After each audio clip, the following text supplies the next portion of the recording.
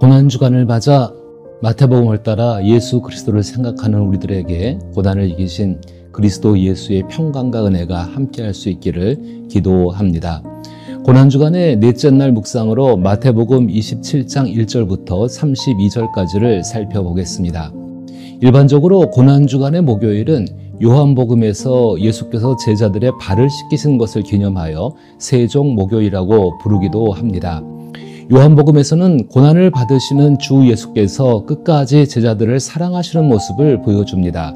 반면 마태복음은 예수께서 체포되고 재판을 받으며 십자가에서 죽임을 당하는 과정을 마가복음, 누가복음, 요한복음과는 달리 매우 상세하고 정확하게 기록하고 있습니다. 고난주간 동안 여러분들도 다른 복음서와 비교해 보시기를 바랍니다. 또한 십자가에서 죽으시는 예수님의 모습 속에서 마태, 마가, 누가, 요한복음은 상대적으로 중요한 어떤 부분들을 강조하며 증언되고 있는지도 살펴보시기를 바랍니다. 오늘 함께 묵상할 마태복음은 전날 살펴본 26장 57절로부터 이어지는 내용에서 예수님을 죽음에 이르게 한 사람들을 생생하게 묘사합니다. 마태복음은 어떤 목적을 가지고 이렇게 기록하고 있는 것일까요? 본문을 읽어보겠습니다. 새벽에 모든 대제사장과 백성의 장로들이 예수를 죽이려고 함께 의논하고 결박하여 끌고 가서 총독 빌라도에게 넘겨주니라. 그때 예수를 판 유다가 그의 정죄됨을 보고 스스로 뉘우쳐 은 30을 대제사장들과 장로들에게 도로 갖다 주며 이르되 내가 무죄한 피를 팔고 죄를 범하였도다 하니 그들이 이르되 그것이 우리에게 무슨 상관이냐 내가 당하라 하거늘 유다가 은을 성소에 던져놓고 물러가서 스스로 목매어 죽은지라. 대제사장들이 그 은을 거두며 이르되 이것은 핏값이라 성전고에 넣어 둠이 옳지 않다 하고 의논한 후 이것으로 토기장이의 밭을 사서 나그네의 묘지를 삼았으니 그러므로 오늘까지 그 밭을 피밭이라 일컫느니라. 이에 선지자 예레미야를 통하여 하신 말씀이 이루어졌나니 일렀으되 그들이 그 가격 매겨진 자 곧 이스라엘 자손 중에서 가격 매긴 자의 가격 곧 은 30을 가지고 토기장이의 밭값으로 주었으니 이는 주께서 내게 명하신 바와 같으니라 하였더라. 예수께서 총독 앞에 섰음에 총독이 물어 이르되 내가 유대인의 왕이냐? 예수께서 대답하시되 내 말이 옳도다 하시고 대제사장들과 장로들에게 고발을 당하되 아무 대답도 아니하시는지라. 이에 빌라도가 이르되 그들이 너를 쳐서 얼마나 많은 것으로 증언하는지 듣지 못하였느냐 하되 한마디도 대답하지 아니하시니 총독이 크게 놀라워하더라. 명절이 되면 총독이 무리의 청원대로 죄수 한 명을 놓아주는 전례가 있더니 그때에 바라바라 하는 유명한 죄수가 있는데 그들이 모였을 때에 빌라도가 물어 이르되 너희는 내가 누구를 너희에게 놓아주기를 원하느냐 바라바냐 그리스도라 하는 예수냐 하니 이는 그가 그들의 시기로 예수를 넘겨준 줄 알미더라. 총독이 재판석에 앉을 때에 그의 아내가 사람을 보내어 이르되 저 옳은 사람에게 아무 상관도 하지 마옵소서. 오늘 꿈에 내가 그 사람으로 인하여 애를 많이 태웠나이다 하더라. 대제사장들과 장로들이 무리를 권하여 바라바를 달라 하게 하고 예수를 죽이자 하게 하였더니 총독이 대답하여 이르되 둘 중에 누구를 너희에게 놓아주기를 원하느냐 이르되 바라바로소이다. 빌라도가 이르되 그러면 그리스도라 하는 예수를 내가 어떻게 하랴? 그들이 다 이르되 십자가에 못 박혀야 하겠나이다.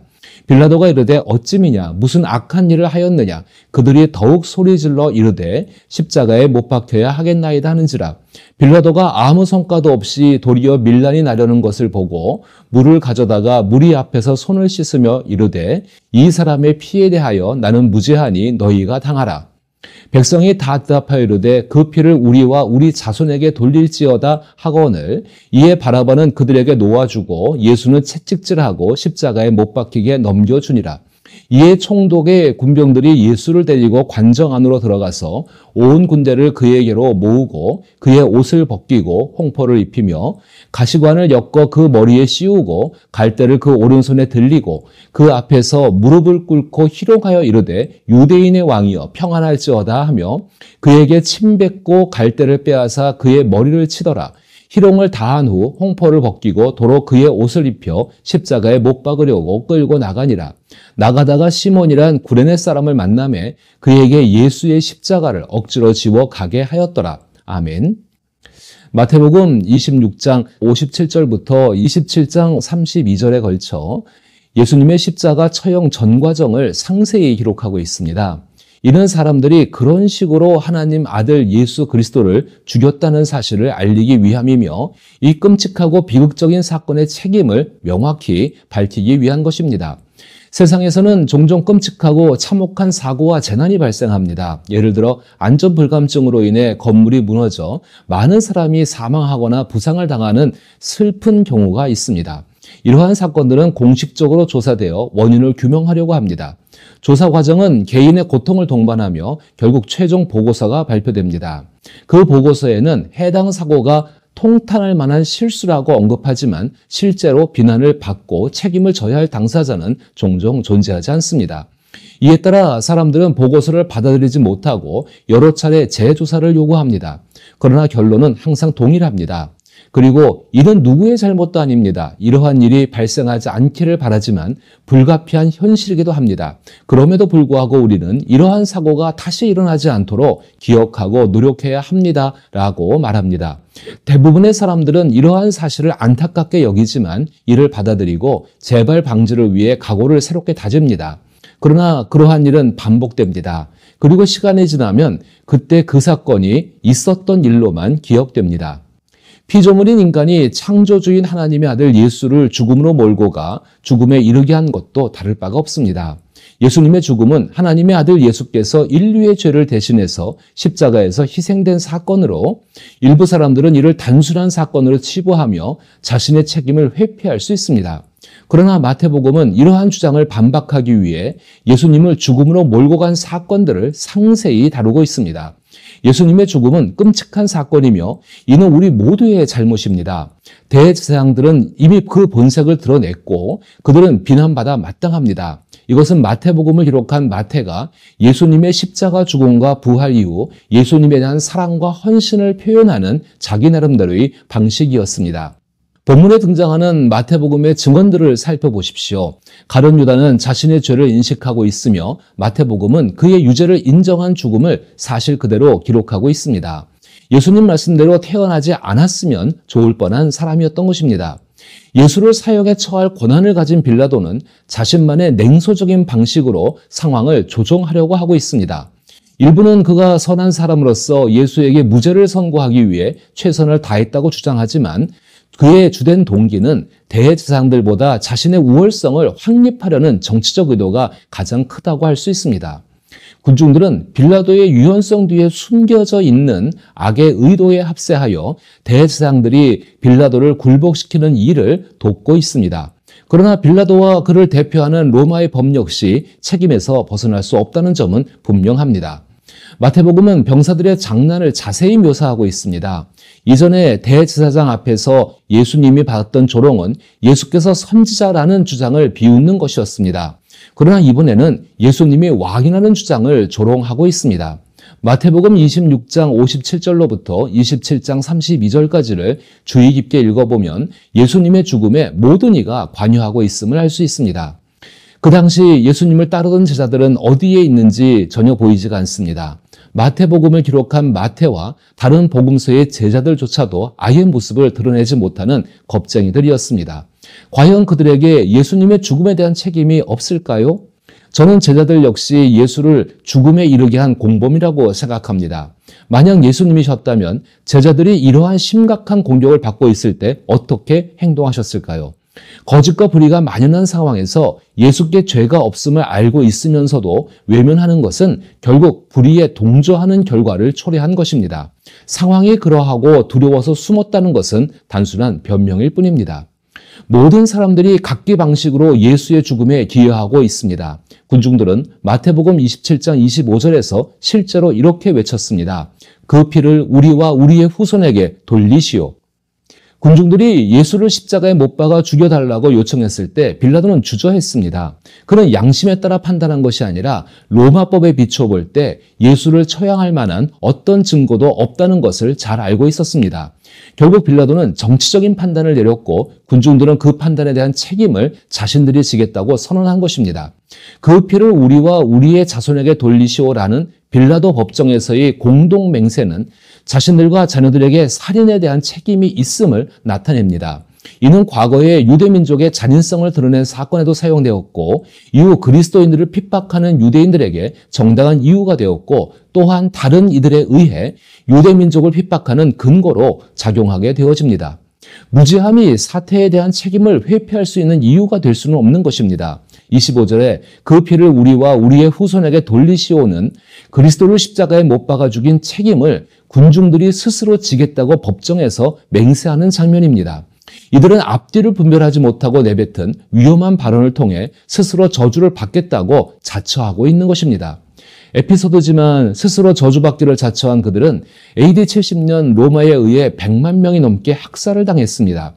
그리고 2000년 동안 나라 없이 세계를 떠돌게 되어지고 2차 세계대전 당시에는 독일의 나치당에 의해 600만 명이라는 엄청난 수가 희생되었습니다.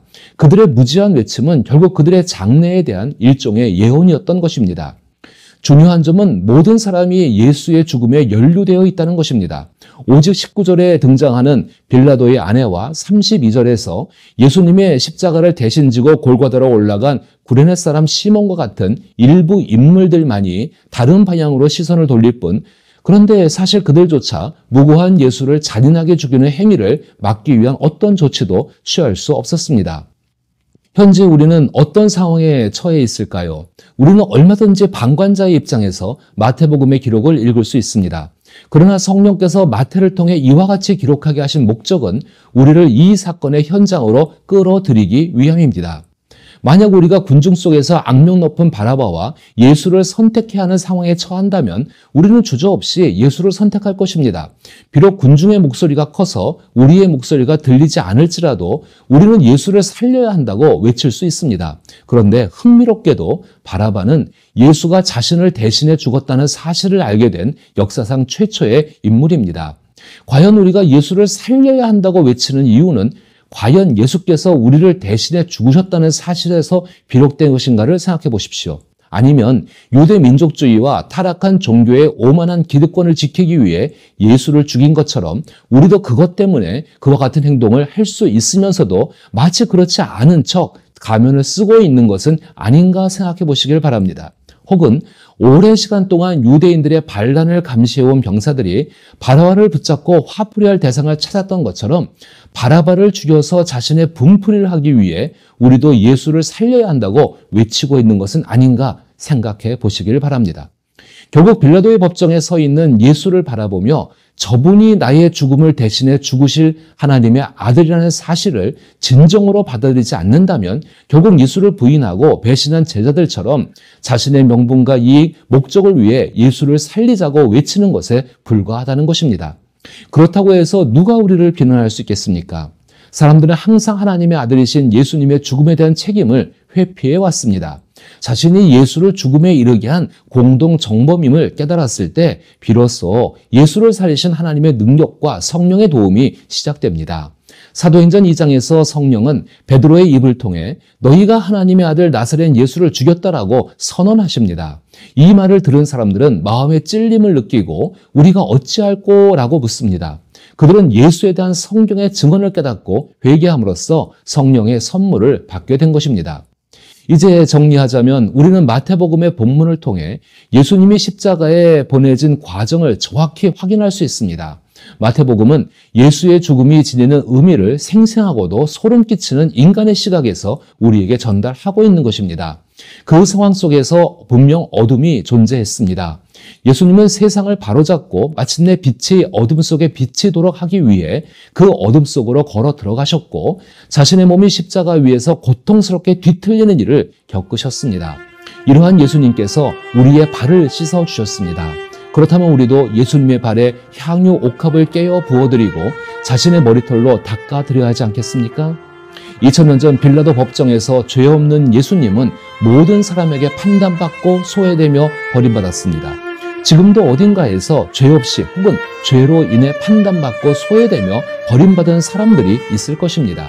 이제 우리는 그들을 위해 기도하고 그들을 위해 대신 죽으신 예수 그리스도를 전하며 그들의 발을 씻겨줄 책임이 있습니다.